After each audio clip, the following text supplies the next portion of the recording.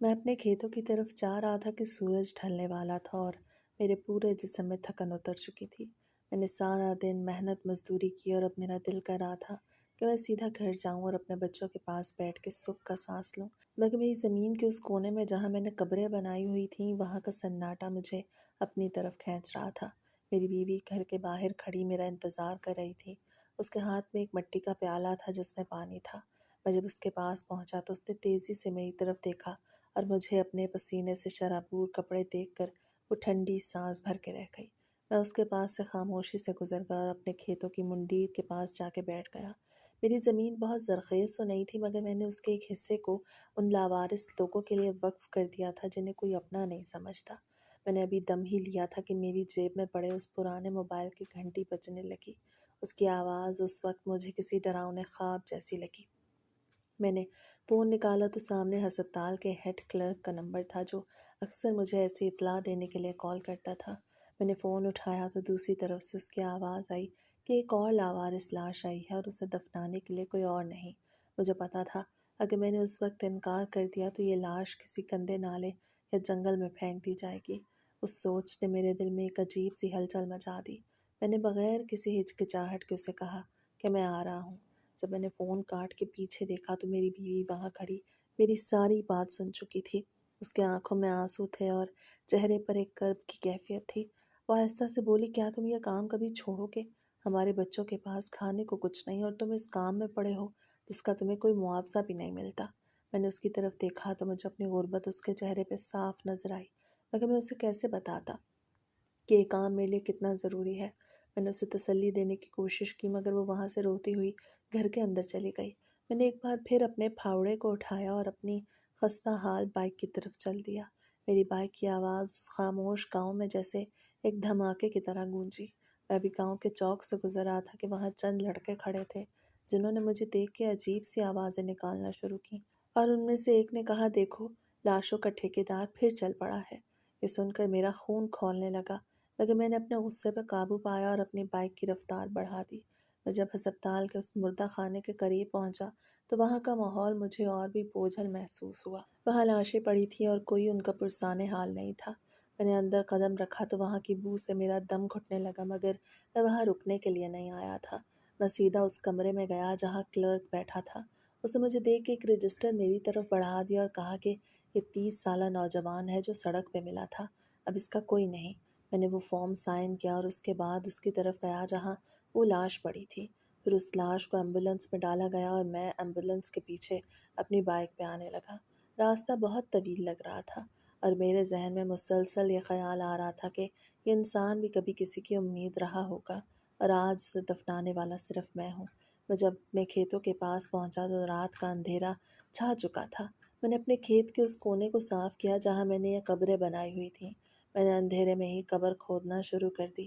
ہر بار جب میرا پھاوڑا مٹی میں جاتا تو مجھے ایسا محسوس ہوتا جیسے میں اس دنیا کی بے وفائی کو دفن کر رہا ہوں۔ تھوڑی دیر بعد قبر تیار ہو گئی۔ میں نے اس لاوارث لاش کو غسل دیا اور اسے کفن پہنایا۔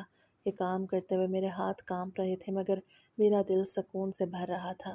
میں نے اسے قبر میں اتارا اور مٹی ڈالنا شروع کر دی۔ جب میں نے آخری مٹھی مٹی اس پہ ڈالی تو مجھے ایسا لگا جیسے میں نے ایک امانت اللہ کے سپرد کر دی ہے۔ میں نے وہاں کھڑے ہو کے دعا کی اور پھر اپنی بائک کی طرف واپس پلٹا۔ میرا دل اب بہت بوجھل تھا اور مجھے گھر جانے کی ہمت نہیں ہو رہی تھی کیونکہ میں جانتا تھا کہ وہاں میری بیوی میرا انتظار کر رہی ہوگی اور اسے پھر وہی شکایت ہوگی کہ میں نے اپنے بچوں کے حصے کا وقت دوسروں کے لیے صرف کر دیا ہے۔ میں نے جب گھر کی دہلیز پار کی تو اندر سے بچوں کے رونے کی آواز آ رہی تھی۔ میری بیوی ایک کونے میں بیٹھی رو رہی تھی۔ میں اس کے پاس گیا تو اسے میری طرف نہیں دیکھا۔ مجھے معلوم تھا کہ اس کے دل میں کتنا دکھ ہے۔ میں نے اس کے کندھے پہ ہاتھ رکھا تو وہ جھٹک کے دور ہو گئی اور کہنے لگی کہ تمہیں کبھی احساس ہوگا کہ تمہارے بچوں کو کس حال میں رہنا پڑ رہا ہے۔ میں نے اسے خاموشی سے سنا اور مجھے لگا شاید وہ سچ ہی کہہ رہی ہے، مگر پھر مجھے یاد آیا کہ اگر میں یہ کام نہ کرتا تو اس لاوارث کی کیا حالت ہوتی۔ یہ سوچ کر میں نے اپنے دل کو سمجھایا اور بچوں کے پاس جا کے بیٹھ گیا۔ میں نے ان کے سر پہ ہاتھ پھیرا تو وہ تھوڑی دیر میں سو گئے۔ اب میں وہاں بیٹھا سوچتا رہا کہ میری یہ زندگی کتنی عجیب ہے۔ میں روزانہ موت کے کتنے قریب سے گزرتا ہوں مگر خود کو زندہ محسوس کرتا ہوں۔ اب رات کے 2 بج رہے تھے اور چاروں طرف سناٹا تھا۔ मैंने सोचा कि ये ज़िंदगी शायद इसी तरह गुजर जाएगी और कोई मुझे जान भी नहीं पाएगा कि मैंने कितने लावारिस लोगों को अपनी ज़मीन में जगह दी है। मगर फिर भी मुझे एक अजीब सा इत्मीनान था कि मैंने अपनी ज़िंदगी का मकसद ढूंढ लिया है। हालांकि ये मकसद मुझे गुर्बत के सिवा कुछ नहीं दे रहा था, मगर मैं इससे खुश था। मैं अगली सुबह बेदार हुआ तो सूरज की किरणें मेरे खेतों की मिट्टी को छू रही थीं। मेरा सर भारी था और रात भर की थकन अभी तक मेरे जिस्म में मौजूद थी। मैंने जैसे ही घर से बाहर कदम रखा तो मुझे दूर से गांव के चौधरी का कारिंदा और 2-3 और लोग आते हुए नजर आए। उनके हाथों में लाठियां थीं और उनके चेहरों पर सख्ती थी। मेरी बीवी ने भी उन्हें देख लिया और वो घबरा के मेरे पास आई और मेरा हाथ पकड़ के बोली कि आज ये लोग किसी बड़े फसाद के लिए आए हैं और खुदा के लिए आज किसी से मत उलझना। मैंने उसे तसल्ली दी और उनकी तरफ बढ़ गया। जब वो मेरे पास पहुंचे तो उनका लीडर, जो चौधरी का खास आदमी था, उसे अपनी लाठी ज़मीन पर मारी और धाड़ते हुए कहा कि तुमने गांव का सुकून बर्बाद कर दिया है और ये क्या तमाशा लगा रखा है तुमने। अपने खेतों को कब्रिस्तान बना दिया है और इसकी वजह से पूरे गांव में मनहूसियत फैल रही है। मैंने पुरसकून अंदाज में जवाब दिया, ये मेरी ज़ाती ज़मीन है, मैं इस पर जो चाहे कर सकता हूँ। इस पर वो मज़ीद बिफर गया और कहने लगा, तुम हमारी ज़मीन के साथ जुड़े हो और तुम्हारी इस हरकत से यहाँ की फसलों पर असर पड़ रहा है। लोग अब तुम्हारे खेतों के पास से गुजरते हुए डरते हैं। तुम्हें यह काम आज ही बंद करना होगा, वरना हम तुम्हें ज़बरदस्ती रोक देंगे। मैंने उसे साफ इनकार कर दिया और कहा कि मैं किसी लावारिस की लाश को बेगौरो कफन नहीं छोड़ सकता, चाहे कुछ भी हो जाए। ये सुनकर वो गुस्से से लाल पीला हो गया और कहने लगा, अगर तुमने हमारी बात न मानी तो हम तुम्हें गांव से बेदखल कर देंगे और तुम्हारे इस काम को हम कभी कबूल नहीं करेंगे। ये कह के वो धमकियां देते हुए वापस चले गए और पीछे से मेरी बीवी रोते हुए घर से बाहर निकली और कहने लगी, अब तुमने देख लिया है कि तुम्हारी जिद की वजह से हमारे लिए गांव में रहना मुश्किल हो जाएगा। लोग अब हमें काम नहीं देंगे और हमारे बच्चे भूखे मर जाएंगे। उसकी बातें मेरे दिल में छुरी की तरह लग रही थी, मगर मैं अपनी बात पर कायम था। मैंने उसे समझाने की कोशिश की कि अल्लाह रोज़ी देने वाला है और ये लावारिस लोग किसी की बद्दुआ नहीं बल्कि अल्लाह की तरफ से अमानत है। मगर वो मेरी किसी बात को सुनने के लिए तैयार नहीं थी। कहने लगी, तुम अपनी नेकी के शौक़ में अपने बच्चों को दाव पे लगा चुके हो। इसके बाद वो घर के अंदर चली गई और मैं वहीं ज़मीन पे बैठ गया। मुझे महसूस हुआ कि मेरी ये छोटी सी ज़मीन, जो मेरी ज़िंदगी का सहारा थी, अब एक मैदान जंग बन चुकी थी। कुछ ही देर में गांव का एक और आदमी मेरे पास आया। उसने मुझे कहा, मुझे तुमसे हमदर्दी है, मगर तुम चौधरी से मत उलझो। वो बहुत बाअसर है और वो कुछ भी कर सकता है। उसके जाने के बाद मैंने अपनी ज़मीन की तरफ देखा तो मुझे वहाँ वो कब्रें नज़र आईं जो मैंने अपने हाथों से खो दी थीं, और मुझे उनमें कोई मनहूसियत नहीं बल्कि एक अजीब सा वक़ार नज़र आया। मैं जानता था कि अब मेरी मुश्किलात बढ़ने वाली हैं और मेरे पास मज़दूरी के काम भी कम हो जाएंगे, क्योंकि गांव वालों ने अब मुझसे फासला बनाना शुरू कर दिया था। दोपहर के वक्त जब मैंने अपनी बीवी से खाना मांगा तो उसे बहुत कम खाना मेरे सामने रखा और कहने लगी, अब यही बचा है और कल हमारे पास कुछ नहीं होगा।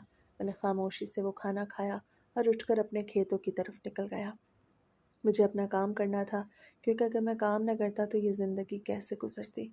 मैंने पूरा दिन सख्त धूप में काम किया, मगर मेरे जहन में सिर्फ वही धमकियाँ गूंज रही थीं जो चौधरी के कारिंदे ने दी थी। मुझे डर नहीं था, मगर मुझे अपने बच्चों की फ़िक्र थी कि अगर गाँव वालों ने वाक़ई हमें निकाल दिया तो हम कहाँ जाएँगे और क्या करेंगे। शाम को जब मैं घर वापस आया तो मेरी बीवी ने मुझे बताया कि किसी ने आज हमें काम पे बुलाने से भी मना कर दिया है और पूरे गाँव में ये बात फैल गई है कि मैं एक मनहूस इंसान हूँ जो अपने खेतों में लाशें दफनाता है। ये सुनकर मेरा कलेजा मुँह को आने लगा कि लोग नेकी को मनहूसियत का नाम दे रहे हैं।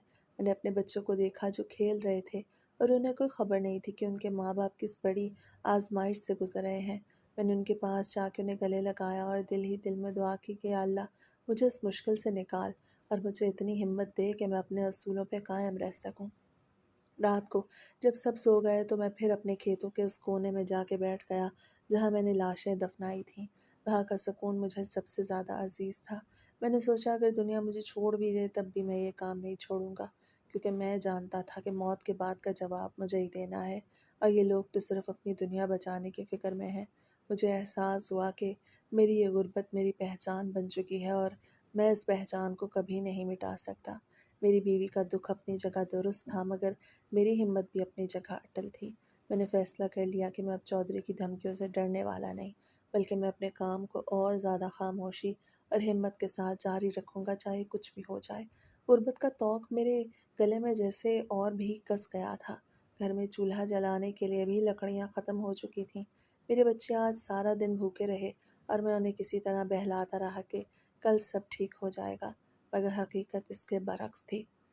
गांव के चौधरी के करिंदों ने मेरा बाइकआउट कर दिया और कोई मुझे अपने खेतों में मजदूरी के लिए नहीं बुला रहा था। घर का माहौल इतना बोझल हो गया कि मेरी बीवी की आंखों से आंसू थमने का नाम नहीं ले रहे थे। शाम ढले वो मेरे सामने आके खड़ी हो गई। उसके लहजे में एक अजीब सी तलखी थी। वो कहने लगी, अब मुझसे मजीद भूख का यह आलम बर्दाश्त नहीं होता। तुम अपनी इन कब्रों को लेके बैठो या मुझे और अपने बच्चों को किसी और जगह ले चलो, वरना मैं कल ही अपने बच्चों को लेकर अपने मैके जा रही हूँ। ये सुन के मेरे पैरों तले से ज़मीन निकल गई। मैंने उसे रोकने की बहुत कोशिश की और उसके पाँव में गिर के उसे समझाया कि बस कुछ दिन और सब्र कर लो, हालात बदल जाएंगे। मगर उसने एक न सुनी।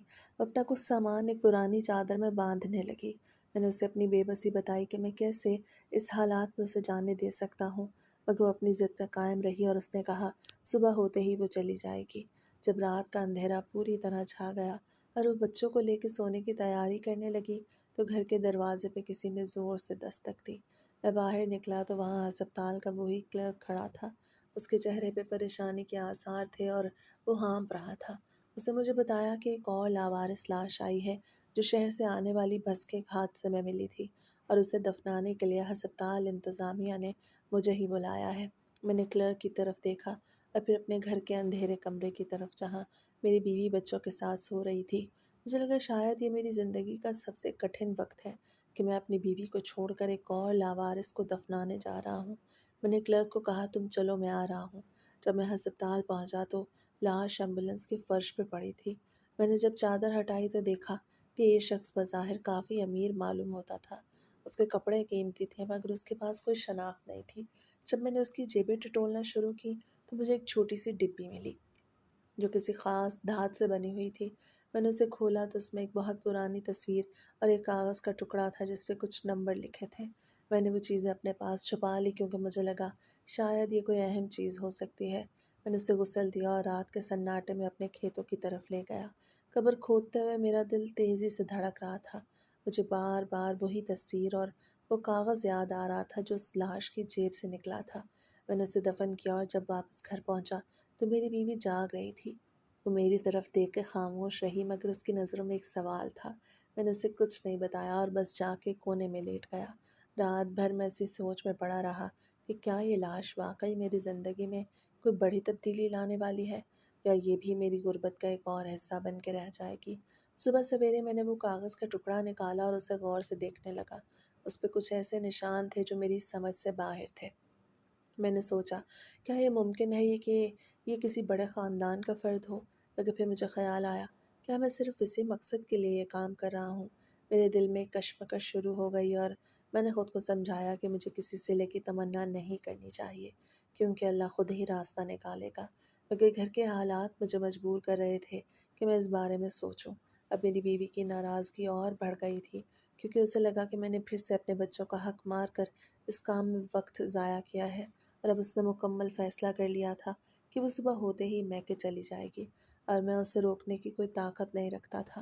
मैंने उस रात बहुत दुआएं की और अल्लाह से गिड़गिड़ा के कहा कि मुझे इस आजमाइश से निकाल दे क्योंकि मैं अब मज़ीद टूटने की हिम्मत नहीं रखता था। अगले दिन जब सूरज निकला तो मैंने देखा कि मेरा घर वाकई उजड़ने वाला है और मुझे समझ नहीं आ रही थी कि मैं अपनी बीवी को कैसे रोकूं क्योंकि मेरे पास उसे देने के लिए ना खाना था और ना ही कोई उम्मीद की किरण। सुबह की पहली किरण के साथ ही घर में क़यामत का समा था। उसकी आंखों में आंसू नहीं थे बल्कि एक पत्थर जैसी खामोशी थी जो मुझे उसके आंसुओं से ज़्यादा खौफनाक लग रही थी। मैंने उसे फिर से समझाने की कोशिश की कि अभी मत जाओ, हालात बदल जाएंगे, लेकिन उसने एक न सुनी और बच्चों का हाथ पकड़कर दरवाजे की तरफ बढ़ने लगी। वो जैसे ही दहलीज से बाहर निकली तो मैंने भाग के उसका रास्ता रोक लिया और उसके सामने हाथ जोड़ के खड़ा हो गया। वो थोड़ी देर रुकी मगर उसने मेरी तरफ देखा तक नहीं और बच्चों को लेके आगे बढ़ गई। मैं उसे जाता देख के वहीं साकत खड़ा रह गया। मेरी दुनिया जैसे उजड़ रही थी मगर उसी लम्हे मेरे खेतों की तरफ से शोर सुनाई दिया। मैंने मुड़ के देखा तो गांव के कुछ गुंडे किस्म के लोग मेरे खेतों की तरफ आ रहे थे।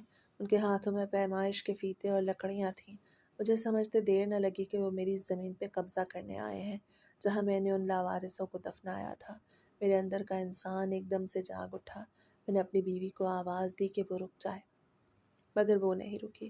میں بھاگتا اپنے کھیتوں کی طرف دوڑا۔ میری سانسیں اکھڑ رہی تھیں۔ جب میں وہاں پہنچا تو وہ لوگ میری قبروں کو مسمار کرنے کی کوشش کر رہے تھے اور زمین کے نشانات بدل رہے تھے۔ میں نے ان کے سامنے جا کے ڈٹ کے کھڑا ہونے کی کوشش کی اور کہا کہ یہ میری زمین ہے اور تم یہاں کوئی حرکت نہیں کر سکتے۔ مجھ پہ ہنسنے لگے اور ایک نے مجھے دھکا دے کے نیچے گرا دیا۔ میرے کانوں میں گونجنے لگی کہ اب تم یہاں سے نکل جاؤ ورنہ تمہیں بھی ان لاوارثوں کے پاس دفنا دیں گے۔ میں نے اٹھ کے ان کا مقابلہ کرنے کی کوشش کی مگر وہ تعداد میں زیادہ تھے اور مجھے مارنے لگے۔ میں درد سے کراہ رہا تھا اور میری نظر اپنی ان قبروں پہ تھی جنہیں وہ روند رہے تھے۔ کبھی دور سے مجھے کسی کے دوڑنے کی آہٹ سنائی دی۔ میں نے اپنی دھندلائی ہوئی آنکھوں سے دیکھا تو میری بیوی دونوں بچوں کو لے کے واپس آ رہی تھی۔ وہ بھاگتی میرے پاس آئی اور ان لوگوں کے سامنے کھڑی ہو گئی۔ اس کی ہمت، اس کا لہجہ اتنا سخت تھا کہ وہ لوگ بھی ایک لمحے کے لیے رک گئے۔ وہ چیخ کے بولی، اگر تمہیں زمین چاہیے تو لے لو مگر ان قبروں کو ہاتھ مت لگاؤ، یہ اللہ کی امانتیں ہیں، اگر تم نے انہیں کچھ کہا تو میں اپنی جان دے دوں گی۔ اس کی اس کوشش کے سامنے وہ لوگ تھوڑی دیر خاموش کھڑے رہے، پھر چودھری کے کارندے نے طنزیہ ہنستے ہوئے کہا، دیکھو یہ پاگل عورت بھی اپنے شوہر کی طرح پاگل ہو گئی۔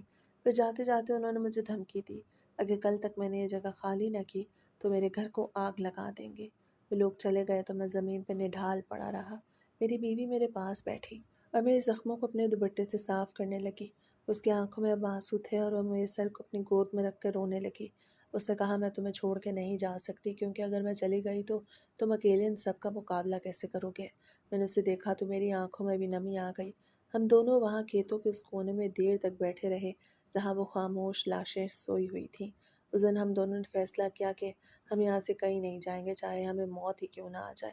میری بیوی کی اس واپسی نے مجھے ایک نئی طاقت دی اور مجھے لگا میں دنیا کی ہر مشکل سے لڑ سکتا ہوں کیونکہ اب میں اکیلا نہیں بلکہ میری بیوی میرے ساتھ اس سفر میں برابر کی شریک تھی۔ اور اب وہ لاوارث قبریں صرف میری نہیں بلکہ ہم دونوں کی عزت اور ہمت کا نشان بن گئی تھیں۔ میری زمین پہ قبضہ کرنے کی کوشش ناکام ہو گئی تھی مگر گاؤں والوں نے اب ایک نیا حربہ اپنایا تھا۔ انہوں نے ہمارے کھیتوں کی طرف آنے والا پانی کا راستہ بند کر دیا تھا۔ دوپہر کی تپتی دھوپ میں جب میں اپنے کھیتوں کی طرف گیا تو دیکھا کہ فصل مرجھا رہی تھی اور مٹی میں دراڑیں پڑ چکی تھیں۔ یہ میرے رزق کا آخری ذریعہ تھا جو اب ختم ہو رہا تھا۔ میں نے کئی بار کوشش کی کہ پانی کے اس راستے کو کھول سکوں مگر گاؤں والوں نے پہرا بٹھا دیا اور مجھے وہاں جاتے ہی دھمکیاں ملنا شروع ہو جاتی۔ گھر میں فاقوں کا عالم تھا اور بچے بھوک سے نڈھال ہو کے سو جاتے تھے۔ میری بیوی اب شکایت نہیں کرتی تھی بلکہ وہ خاموشی سے پانی بھر کے بچوں کو پلا دیتی تھی۔ اس کی یہ حالت دیکھ کے میرا دل خون کے آنسو روتا مگر میں اب بھی اپنے اس کام پہ قائم تھا جو میں نے لاوارثوں کے لیے شروع کیا تھا۔ ایک روز میں بہت مایوس بیٹھا تھا اور سوچ رہا تھا کہ میری نیکی کا صلہ یہی ہے کہ ہم خود بھوکے مر رہے ہیں۔ تبھی شام کے وقت ایک کالی گاڑی ہمارے گھر کے سامنے آ کے رکی اور اس میں سے ایک بڑی عمر کا شخص اترا۔ اس کے چہرے پر گہری اداسی تھی۔ وہ گاؤں کا نہیں لگ رہا تھا اور اس کے لباس سے اس کا امیر ہونا ظاہر تھا۔ وہ لڑکھڑاتے قدموں سے میری طرف بڑھا اور کانپتی ہوئی آواز میں اس نے پوچھا، کیا میں وہی شخص ہوں جو یہاں لاوارث لاشوں کو دفناتا ہے؟ میں نے اس بات میں سر ہلایا تو اس کی آنکھوں سے آنسو بہنے لگے۔ اسے بتایا وہ شہر کا ایک بڑا تاجر ہے۔ اس کا اکلوتا بھائی کچھ عرصہ قبل لاپتہ ہو گیا تھا جس کی لاش کے لیے وہ کئی شہروں میں بھٹک چکا ہے۔ اس کے پاس ایک پرانی تصویر تھی اور وہ وہی تصویر تھی جو مجھے اس لاش کی جیب سے ملی تھی جو میں نے کچھ دن پہلے دفنائی تھی۔ اس شخص کا یہ پوچھنا کہ کیا میں نے یہاں کسی ایسے شخص کو دفنایا ہے، میرے دل میں ایک دم سے امید کی کرن جاگی۔ میں نے اسے کہا، جی ہاں، میں نے ایک شخص کو دفنایا ہے اور میرے پاس اس کی کچھ نشانیاں بھی ہیں۔ یہ سنتے ہی وہ آدمی مجھے غور سے دیکھنے لگا۔ پھر وہ کہنے لگا اسے امید تو نہیں تھی کہ وہ اسے زندہ پا لے گا مگر وہ چاہتا تھا کہ اگر وہ وفات پا گیا ہے تو کم از کم عزت سے دفنایا گیا ہو۔ میں نے اسے وہ ڈبی اور کاغذ دکھایا تو اسے چوم کے رونے لگا۔ یہ وہ پل تھا جہاں مجھے محسوس ہوا کہ میری کی ہوئی نیکی اب رنگ لا رہی ہے اور اللہ نے اس شخص کو ہماری مدد کے لیے بھیجا ہے جس سے ہماری غربت اور دکھوں کا خاتمہ ممکن نظر آنے والا تھا۔ میں نے اس شخص کو اپنے کھیتوں کے اس کونے میں لے جانے کا فیصلہ کیا جہاں وہ قبر تھی۔ जिसे मैंने कुछ दिन पहले ही बनाया था। रास्ते में हम दोनों ने उसे वो सारा वाक़या बताया कि कैसे गाँव वाले मुझे मनहूस कहते थे और कैसे उन्होंने मेरा पानी बंद कर दिया। वो सब सुन के गुस्से और दुःख से खामोश रहा और उससे वादा किया कि वो गाँव वालों को ज़रूर सबक सिखाएगा। जब हम कब्र के पास पहुँचे तो वो ज़मीन पे बैठ गया और अपनी पेशानी उस मिट्टी से लगा दी, जो मेरे हाथों की मेहनत का नतीजा थी। उस लम्हे मुझे महसूस हुआ कि मेरी मेहनत और कुर्बानी रायगा नहीं गई है, बल्कि आज उसे एक पहचान मिल गई है। और मेरी बीवी की आंखों में भी अब एक नई चमक थी, जिस बात की निशानी थी कि हमारी आजमाइश का वक्त अब ख़त्म होने वाला है। मगर हम नहीं जानते थे कि ये सब एक ड्रामा है और आजकल के लोग मुर्दों को भी नहीं छोड़ते। और ये मुझे उस वक्त पता चला जब वो अकेले में फ़ोन पे किसी से कह रहा था कि कासिम की मौत की तस्दीक हो गई है। अब बिज़नेस में कोई भी हमारा शराकतदार नहीं रहा, कोई हमसे हिसाब मांगने वाला नहीं है। मैंने ये सुना तो मुझे एक सदमा लगा कि लोग ऐसे भी होते हैं। उसके जाने के बाद हम दोबारा अपनी उसी पुरानी ज़िंदगी में लौट आए। हमारी खुशियाँ जो चंद दिन के लिए आई थीं, वो फिर से माजी का हिस्सा बन गई। गांव वालों का रवैया भी कुछ अरसे बाद फिर से वैसा ही हो गया और लोग हमें दोबारा उसी हकारत से देखने लगे कि देखो, ये वही पागल है जो लाशों के पीछे अपनी ज़िंदगी बर्बाद कर रहा है। मेरी बीवी भी पहले की तरह खामोश हो गई और मैं फिर से अपनी रोज़ाना की मेहनत मजदूरी और कब्रों की देखभाल में मशगूल हो गया। हमने सोचा शायद अब हमारी ज़िंदगी बदल जाएगी, मगर ऐसा नहीं हुआ और हम फिर उसी गुर्बत के अंधेरे में खो गए। कभी कभी रात को मैं तन्हा कब्रिस्तान में बैठ के सोचता कि वाकई वो सब सिर्फ एक ख्वाब था, जिसने मेरी ज़िंदगी में थोड़ी सी उम्मीद की किरण जगाई थी। मगर अब सब कुछ ख़त्म हो चुका था। हमारे बच्चे भी फिर से बगैर उम्मीद के उसी खस्ता हाली में रहने लगे थे और मैं अपने काम पे दोबारा जम गया था। मैंने अपनी बीवी से कभी कोई शिकवा नहीं किया, क्योंकि मैं जानता था कि हम दोनों ने मिल के इस आजमाइश का सामना किया है और अब हमारी ज़िंदगी का पहिया दोबारा उसी सुस्त रफ्तारी से चलने लगा था। हम फिर से वही मेहनत मजदूरी करने लगे थे और कब्रों की वो सफाई और देखभाल अब भी मेरी ज़िंदगी का एक अहम हिस्सा थी। लोग अब भी ताना देते थे, मगर अब मुझे उनकी बातों का कोई फ़र्क नहीं पड़ता था, क्योंकि मैं समझ गया था कि दुनिया की हर खुशी आर्जी है और मेरी असल तस्कीन तो इन्हीं लावारिसों की खिदमत में है। मैंने अपनी बीवी से कहा कि देखो, हम पहले भी अकेले थे, अब भी अकेले हैं। हमें किसी की मदद की ज़रूरत नहीं, क्योंकि हमारा अल्लाह हमारे साथ है। इस तरह कुछ वक्त गुजर गया और हमारे दिन फिर से अपनी उसी मामूल की रूटीन में ढल गए। मगर मुझे महसूस हो रहा था कि मेरी ज़िंदगी में कोई और बड़ा वाक़या होने वाला है जो सब कुछ बदल के रख देगा, क्योंकि कुदरत ने मुझे अभी तक इस काम से नहीं हटाया था और शायद कोई और लाश मेरा इंतज़ार कर रही थी, जो मेरी ज़िंदगी का रुख मुकम्मल तौर पे बदल देगी। गाँव के उस माहौल में जहाँ हर तरफ नफ़रत और तंग नज़री का पहरा था, मेरी ज़िंदगी एक ऐसी गली की तरह हो गई जिसका कोई दूसरा सिरा नहीं था। ताजिर के जाने के बाद हमारी गुर्बत अब नंगे पाँव हमारे घर की दहलीज तक आ पहुंची थी। हम मियाँ बीवी अब बात भी करते तो आवाज़ों में भी थकन होती। खेतों का पानी बंद था, फसलें हमारी आंखों के सामने सूख कर खाक हो रही थी और गांव वालों की तानाजनी अब एक मामूल बन चुका था। मैं अब अपनी ही नज़रों में गिरने लगा था। मुझे लगता था शायद मेरा ये काम नेकी नहीं बल्कि एक अना है जो मेरे बच्चों का हक छीन रही है। मेरी बीवी की वो खामोशी जो कभी मेरी ढारस होती थी, अब मुझे गहरी खाई में धकेल रही थी। मैं अक्सर रातों को अपने खेत के उस कोने में बैठ जाता जहाँ मैंने अब तक जाने कितनी लावारिसों को दफनाया था। वहाँ की ठंडी मिट्टी मुझे सुकून तो देती थी, मगर मेरे दिल में एक सवाल हमेशा रहता कि क्या ये सब कभी ख़त्म होगा, या मेरी पूरी ज़िंदगी इसी कसम पुरसी में गुजर जाएगी। फिर वो रात आई जो मेरे लिए किसी क़यामत से कम नहीं थी। मौसम शदीद ख़राब था, आसमान पे बादलों की गरज और बिजली की कड़क मेरे घर की दीवारों को हिला रही थी। बच्चे भूख से बिलक रहे थे और घर में एक दाना भी नहीं था। उसी वक्त मेरे फ़ोन की घंटी बजी। उस आधी रात को कॉल आना कोई मामूली बात नहीं थी। मैंने कांपते हाथों से फ़ोन उठाया तो दूसरी तरफ से एक ऐसी आवाज़ आई जो इंसानी नहीं लग रही थी। उसने मेरा नाम लिया, मेरी बीवी का जिक्र किया और फिर मुझे शुमाल की जानिब जाने वाली उस पुरानी शाहराह का पता दिया, जहाँ कोई भी जाना पसंद नहीं करता था। उसे कहा, आज एक ऐसी अमानत तुम्हारे रास्ते में है जो अगर तुमने ना उठाई तो तुम्हारी पूरी ज़िंदगी का बोझ बढ़ जाएगा। मैंने कुछ नहीं पूछा, मैंने बस अपनी मोटरसाइकिल उठा के अंधेरे में निकल गया।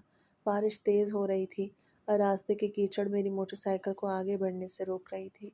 मुझे लग रहा था कि मैं किसी ऐसी जगह जा रहा हूँ जहाँ से वापसी मुमकिन नहीं होगी। कई किलोमीटर का सफ़र तय करने के बाद मैं उस मकाम पर पहुंचा जहां झाड़ियाँ एक दीवार की तरह खड़ी थीं। टॉर्च की रोशनी में जब मैंने वहां देखा तो मेरी आंखें पथरा गईं। वहाँ एक बुढ़िया की लाश पड़ी थी। वो इतनी कमज़ोर थी कि ऐसा लग रहा था जैसे वो कई दिनों से कुछ खा नहीं सकी। मैंने उसे छुआ तो उसका जिस्म पत्थर की तरह सख्त और ठंडा था। उसकी आंखें खुली हुई थीं और उनमें एक अजीब सा दुख था। मैंने उसे उठाने की कोशिश की तो वो लाश बहुत वज़नी महसूस हो रही थी। जब मैं घर पहुंचा तो मेरी बीवी ने दरवाज़ा खोला। लाश को देख के उसका रंग फ़क हो गया, लेकिन वो जानती थी कि मेरे अंदर का इंसान उसे वापस नहीं भेज सकता। हमने उसे कमरे में पहुंचाया और फिर मैंने बाहर निकल आया, क्योंकि उसे गुस्ल देने का काम मेरी बीवी का था। और फिर गुस्ल देने के बाद मेरी बीवी जब बाहर निकली तो मुझे अंदर का तमाम अहवाल बताया। उसे बताया कि जब उसके जिस्म से वो बुसीदा कपड़े उतारे तो मेरी बीवी की आंखों से आंसू जारी हो गए। वो इतनी नहीफ थी कि उसकी पसलियां गिनी जा सकती थीं। बीवी ने जब उसके हाथों को पानी से साफ करना शुरू किया तो उसने महसूस किया कि उसकी मुट्ठी में कोई चीज़ दबी हुई है। उसे बहुत ज़ोर लगाया मगर वो मुट्ठी नहीं खुल रही थी। बड़ी जद्दोजहद के बाद जब उंगलियां खुलीं तो एक कागज़ का टुकड़ा नीचे गिरा। वो कागज़ मिट्टी से आलूदा था, लेकिन उस पर लिखा पता अभी भी साफ साफ पढ़ा जा सकता था। वो पता शहर के एक इंतहाई महंगे और पोश इलाके का था। हमने उसे एक तरफ रखा। मेरी बीवी फिर से अंदर चली गई ताकि बुढ़िया को कफन दे सके और मैं बाहर दफनाने की तैयारी करने लगा। कब्र खोदते वक्त बारिश की बूंदें मेरे चेहरे पे गिर रही थीं और मुझे लग रहा था कि ये बारिश मेरी ज़िंदगी की सारी नहुसत धो रही है। मैंने उसे अपने खेतों के एक ऐसे कोने में दफनाया जो पहले कभी इस्तेमाल नहीं हुआ था। जब मैंने मिट्टी बराबर की तो मेरी बीवी ने वो कागज़ का टुकड़ा मेरी तरफ बढ़ाया। उसकी आंखों में उम्मीद की ऐसी चमक थी जिससे पहले कभी नहीं दिखी थी। वो बोली, इस पते पे ज़रूर कोई हमारा इंतज़ार कर रहा है। हमने फैसला किया कि सुबह होते ही सब कुछ छोड़ के इस पते पे जाएंगे। रात भर हम सो न सके, बस उस कागज़ को देखते रहे और अपनी बदलती हुई तकदीर का ख्वाब बुनते रहे। सुबह के धुंधलके में जब गांव की फ़िज़ा अभी ठंडी थी, हम दोनों मियाँ बीवी बच्चों को साथ लिए बस अड्डे की तरफ चल पड़े। मेरे पास सिर्फ चंद सौ रुपए थे जो मैंने बड़ी मुश्किल से मजदूरी करके बचाए थे। बस के अड्डे पे जब हम पहुंचे तो वहाँ का शोर और भीड़ हमें खाने को दौड़ रही थी। लोग हमें अजीब नज़रों से देख रहे थे क्योंकि हमारे कपड़े पुराने और मिट्टी आलूद थे। और मेरे कंधे पे लटका हुआ वो पुराना झूला जिसमें हमने कुछ ज़रूरी सामान और वो बुढ़िया का पर्चा रखा हुआ था, लोगों के लिए एक तमाशा बना हुआ था। जब हमने बस में बैठने की कोशिश की तो कंडक्टर ने हमें धत्कार दिया और कहा कि अंदर जगह नहीं, जबकि बस आधी खाली थी। उसने हमें छत पे बैठने का इशारा किया, मगर मेरी बीवी और बच्चों को देख के मेरा दिल मान नहीं रहा था। बड़ी बहस और मिन्नत समाजत के बाद हमें बस के पिछले हिस्से में खड़े होने की जगह मिली। 3 घंटे का वो सफ़र कर्ब और अजियत का था। बस की खिड़की से आती धूल और गर्म हवा हमारे चेहरों को झुलसा रही थी और मेरे बच्चे प्यास से बिलख रहे थे। मगर मैंने उनका मुंह बंद करने के लिए उन्हें सिर्फ पुराने किस्से सुनाना शुरू कर दिए ताकि वो उस वक़्त को भूल सकें। शहर के बड़े अड्डे पे उतरे तो शहर की चकाचौंध ने हमारी आंखों को खैरा कर दिया। हम भटकते उस पते पे पहुंचे जो उस पर्चे पे लिखा था। जब हम उस इलाके में दाखिल हुए तो वहाँ का मंजर ही अलग था। बड़ी बड़ी कोठियाँ, ऊंची दीवारें और बाहर खड़ी चमकती हुई गाड़ियाँ। हम खुद को किसी और दुनिया की मखलूक समझ रहे थे। चलते चलते हम आखिरकार उस बंगले के सामने पहुँच गए। वो एक बहुत बड़ा सफ़ेद महल जैसा बंगला था। मैंने हिम्मत करके गेट की घंटी बजाई। अंदर से एक वर्दीपोश गार्ड बाहर आया। उसे हमें ऊपर से नीचे तक ऐसे देखा जैसे हम कोई कचरा हो। उसके हाथ में एक लंबी लाठी थी जिससे उसने गेट के साथ टिकाया और चीख के बोला कि यहाँ कोई खैरात नहीं मिलती, जाओ आगे बढ़ो, यहाँ भिखारियों की जगह नहीं। मैंने बहुत अदब से उसे बताया कि मैं किसी ख़ास काम से आया हूँ और मुझे मालिक से मिलना है, मगर वो मेरी बात सुनने को तैयार ही नहीं था। उसे हमें धिक्के दे के पीछे हटाने की कोशिश की और कहा कि अगर तुम यहाँ से नहीं हटे तो मैं पुलिस को बुला लूँगा। मेरी बीवी की आंखों में आंसू आ गए और उसने मेरा हाथ पकड़ लिया कि शायद हमें वापस चले जाना चाहिए, मगर मैंने उसे कहा कि हम यहाँ तक पहुँचे हैं तो अब पीछे नहीं हटेंगे। मैंने गार्ड से कहा कि मैं कोई भिखारी नहीं हूँ, मेरे पास एक ऐसी अमानत है जिसके बगैर इस घर का मालिक कभी सुकून से नहीं रह सकेगा। गार्ड मेरी बात पे हंसा और बोला, ये ड्रामे मैं रोज़ सुनता हूँ, तुम जैसे लोग रोज़ यहाँ आते हैं। उसे गेट पे जोर से लात मारी और अंदर चला गया। हम सड़क के किनारे ही बैठ गए। दोपहर की तपती धूप थी और हमें ऐसा लग रहा था जैसे हम कभी भी इस घर के अंदर दाखिल नहीं हो सकेंगे। मैंने वो पर्चा निकाला और उसे अपनी मट्ठी में दबाए रखा। मुझे वो बूढ़ी औरत का चेहरा याद आ रहा था, वो पुरसकून चेहरा जो मिट्टी में सो चुका था। मैंने आसमान की तरफ देख के दुआ की कि अल्लाह, अगर ये नेकी तेरी रज़ा के लिए थी तो आज मेरी लाज रख लेना। हम वहाँ 3 घंटे तक रहे। गर्मी की शिद्दत और भूख ने हमें निढाल कर दिया। आखिरकार जब सूरज ढलने वाला था तो एक बड़ी गाड़ी गेट से बाहर निकली। मैंने भाग के गाड़ी के सामने हाथ खड़े कर दिए। गाड़ी के ब्रेक लगे और ड्राइवर ने बाहर निकल के मुझे गालियाँ देना शुरू कर दी, मगर मैं अपनी जगह से नहीं हिला। पिछली सीट का शीशा उतरा और एक उधेड़ उम्र के आदमी ने मुझे देखा। उसकी आंखों में गुस्सा था, मगर जैसे उसने मेरे हाथ में वो पर्चा देखा, उसका रंग जर्द पड़ गया। गाड़ी का दरवाज़ा जब उस शख्स ने खोला और वो बाहर निकला तो उसके कदम लड़खड़ा रहे थे। उसका लिबास इतना कीमती था कि मेरी आंखें खैरा हो रही थीं, लेकिन उसके चेहरे पे बड़ी कर्ब की लकीरें उसके दिल का हाल सुनाने के लिए काफ़ी थीं। उससे कांपते हुए हाथों से वो पर्चा लिया जो मेरी ज़िंदगी का सबसे बड़ा असासा बन चुका था। उसके हाथ की उंगलियों में कपकपाहट थी और जब उसने उस पे लिखी तहरीर को पढ़ा तो उसके लब लरजने लगे। उसी बुढ़िया का बेटा था जिसकी तलाश में उसने अपनी ज़िंदगी की दौलत लौटा दी थी। उसे जब मेरी तरफ देखा तो उसकी आंखों में निदामत, हैरत और शुक्रगुजारी का एक ऐसा समुंदर था जिसे अल्फाज में बयान करना नामुमकिन था। उसी वक्त मेरी मिट्टी से भरे हुए पैरों पे गिर गया और ज़ारों कतार रोने लगा। उसने गिड़गिड़ा के कहा कि मैंने अपनी माँ को खो दिया था। मैं उसे ढूंढता ढूंढता इस हद तक मायूस हो चुका था कि मुझे लगा वो दुनिया से जा चुकी है, मगर तुमने उन्हें वो इज्जत दी जो मैं उसका बेटा होने के नाते भी ना दे सका। उसने अपने गार्ड को चीख के हुक्म दिया कि फ़ौरन गेट खोले और हमें अंदर लेके जाए। जब हम उस बड़े बंगले के अंदर गए तो मुझे ऐसा लगा जैसे मैं किसी दूसरी दुनिया में आ गया हूँ। चारों तरफ हरियाली, पौधे, आलीशान इमारत थी, लेकिन मेरे और मेरी बीवी के कपड़े अभी भी वही थे जो हमने उस सफ़र के लिए पहने थे। हमने खुद को उस महल में बहुत अजनबी महसूस किया। उस शख्स ने हमें एक कुशादा कमरे में बिठाया जहाँ हमारे सामने दस्तरखान बिछाया गया। खाना इतना लजीज था कि मेरे बच्चों ने उसे देख के आंखें बड़ी कर लीं, मगर उन्हें खाने से पहले हमारे दुख की रोदात सुनी थी। उस शख्स ने जब हमारे गांव के हालात सुने, चौधरी के मज़ालिम की दास्तान सुनी और ये सुना कि कैसे हमने फाकों की हालत में भी उस लावारिस बुढ़िया को गुसल दिया और अपने खेतों की मिट्टी में उसे इज्जत के साथ सपुर्द खाक किया, तो एक छोटे बच्चे की तरह रोने लगा। उसने मुझे बताया कि वो बरसों से अपनी माँ को ढूंढता है, जो ज़हनी तवाज़ुन खो बैठने के बाद घर से निकल गई थी। उसका यह मानना था कि अगर मेरी माँ मर भी गई है, उसे कोई ऐसी जगह मिल जाए जहाँ उसे इंसान समझ के दफनाया जाए। उसने उसी वक्त अपने वकील को फ़ोन करके बुला लिया। उसे मेरे गांव की ज़मीनों की तफसीलात हासिल की और उस चौधरी के खिलाफ कानूनी कार्रवाई का हुक्म दे दिया जिसने हमें सताया था। ये सब कुछ किसी मुआवजे से कम नहीं था। उसे मेरे लिए शहर में एक बाइज़्ज़त कारोबार की बुनियाद रखी और हमारे पूरे ख़ानदान को उस बंगले के एक हिस्से में ठहरा दिया। अब ना तो बिजली का डर था, न राशन की फ़िक्र और ना ही किसी चौधरी का खौफ। मेरे बच्चे अब शहर के बेहतरीन स्कूल में जाने के काबिल हो चुके थे। मेरी बीवी का चेहरा जो बरसों से गमों की गिर्द से अटा हुआ था, अब सकून की रोशनी से चमक रहा था। वो जिसने बरसों तक मेरी मुखालिफत की, आज वो खुद फ़ख्र से बताती थी कि उसके शौहर ने कितनी हिम्मत और इस्तकामत से उस नेकी को निभाया है। कुछ अरसे बाद वो शख्स मुझे उस मकाम पे ले गया जहाँ मैंने उसकी माँ को दफनाया था। आज जब मैं पीछे मुड़ के देखता हूँ तो मुझे समझ आती है कि अल्लाह ने उस बुढ़िया को मेरे पास भेज के मेरी आजमाइश पूरी की। लोग मुझे दीवाना कहते थे, मगर इस दीवानगी ने मुझे वो सब कुछ दे दिया जिसका मैंने कभी ख्वाब भी नहीं देखा था। मेरी नेकी, मेरा सब्र, मेरी बीवी का साथ, ये सब मिल के मेरी तकदीर बदलने का सबब बने। आज मैं खुशहाल इंसान हूँ, मगर आज भी जब कहीं से किसी लावारिस की खबर आती है तो मेरा दिल उसी तरह धड़कता है जैसे उस दिन धड़कता था जब मैं फावड़ा उठा के पहली बार कब्र खोदने निकला। मैं आज भी वो काम करता हूँ, लेकिन अब मेरे पास वसाइल हैं। मैंने अपने गांव में एक बड़ा कब्रिस्तान बनवाया है जहाँ कोई लावारिस बेगोरो कफन नहीं रहता। मेरी ये ज़मीन जो कल तक एक फालतू और गलत जगह समझी जाती थी, आज वो रहमत का निशान है। मेरी ज़िंदगी का सफ़र एक कठिन मोड़ से शुरू हुआ और आज ये ऐसी मंजिल पे है जहाँ सिर्फ सकून ही सकून है। मेरी बीवी अब मुझसे नहीं लड़ती, बल्कि अब वो खुद मेरे साथ हर उस लावारिस की खबर लेती है जिसका कोई नहीं होता।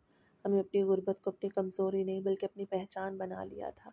अब हमारे घर में कोई फाका नहीं करता, लेकिन हमारी आंखों में आज भी वो मिट्टी की बू बसी हुई है जो हमें याद दिलाती है कि हम कहाँ से आए थे और हमने क्या पाया था। ये वो सच है जो मैंने अपनी ज़िंदगी के तल्ख दिनों में समेटा था। میں ہر اس شخص کو بتانا چاہتا ہوں جو سوچتا ہے کہ نیکی صرف نقصان کا سودا ہے۔ نیکی کبھی ضائع نہیں ہوتی، یہ کسی نہ کسی شکل میں لوٹ کے ضرور آتی ہے، بس اسے پہچاننے کے لیے ایک صاف دل اور ہمت کی ضرورت ہوتی ہے۔ میں اب اپنے بچوں کو یہ سکھاتا ہوں کہ انسان کی اصل دولت اس کے پاس موجود روپیہ نہیں، بلکہ وہ خدمت ہے جو وہ دوسروں کے لیے کرتا ہے۔ وہ بڑھیا میرے لیے صرف ایک لاش نہیں تھی، وہ اللہ کا ایک ایسا پیغام تھی جس نے میری پوری زندگی کو بدل کے رکھ دیا۔ اب رات کو جب میں اپنے بنگلے کے لان میں بیٹھتا ہوں تو مجھے دور کہیں سے بھی لاوارثوں کی آہوں کی آواز نہیں آتی، کیونکہ میں نے اس آخری سفر کو اتنا آسان بنا دیا ہے کہ اب کوئی بھی تنہا نہیں۔ اللہ کے بندوں کا ساتھ دینا ہی دراصل میرا اصل مقدر تھا۔ میں جانتا ہوں کہ کل جب میں اس دنیا سے جاؤں گا تو میرے پاس کوئی بنگلہ یا دولت نہیں ہوگی، بلکہ صرف وہ دعائیں ہوں گی جو ان لاوارثوں نے میری مٹی میں سوتے ہوئے میرے لیے کی ہوں گی۔ اطمینان دنیا کی ہر دولت سے بڑھ کے ہے، اور یہی میری اس زندگی کا سب سے بڑا سچ اور سب سے آخری سبق ہے۔ اب میں سکون سے سوتا ہوں کیونکہ میں نے وہ سب پا لیا ہے جو میری روح کی تسکین کے لیے کافی تھا۔